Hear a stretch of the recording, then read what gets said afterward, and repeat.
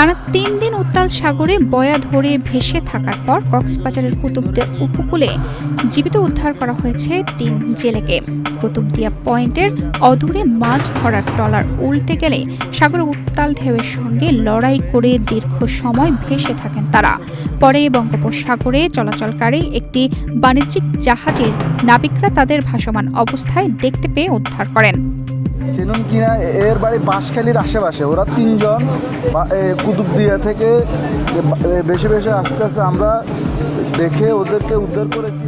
Bashundhara tissue অশুদ্ধতার বিরুদ্ধে এক বিন্দুও ছাড় নয়।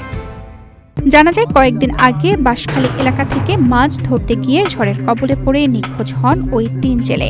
গতকাল কুতুবদিয়া সাগরে চলাচলের সময় বাণিজ্যিক জাহাজে MV-CL জুডি এর ক্যাপ্টেন ও নাবিকরা লাইভ বয়া ধরে ভাসতে থাকা জেলেদের দেখতে পান। পরবর্তীতে দ্রুত কৌশলগত অবস্থান নিয়ে রশি ও রেস্কিউ টিমের সহায়তায় তাদের জাহাজে তুলে প্রাথমিক চিকিৎসার ব্যবস্থা করা হয়। খেয়ালা মারকে দেখুন, ওরা ৩ জন ব্যক্তি জেলে। ওরা আরো ৩ দিন আগে সাগরের ওয়েদার খুব খারাপ। ওদের ট্রলার আসিল, ওরা ট্রলারগুলো ডুবে যাওয়ার পরে ওরা ৩ জনে নিখোঁজ হয়ে যায়। তারপরে ওরা ৩ দিন থেকে ওরা সাগরে ভাসতেছে। দেখুন, আমাদের জাহাজের ফাঁস দিয়ে ওরা যাওয়ার সময় আমাদের জাহাজের যে ক্যাপ্টেন আছে ও লক্ষ্য করার পর আমরা ওদেরকে উদ্ধার করবার জন্য খুব চেষ্টার পরে ওদেরকে আমরা জাহাজে উদ্ধার করি। দীর্ঘদিন সাগরে ভেসে থাকায় উদ্ধারের সময় জেলেদের শারীরিক অবস্থা অত্যন্ত দুর্বল ছিল।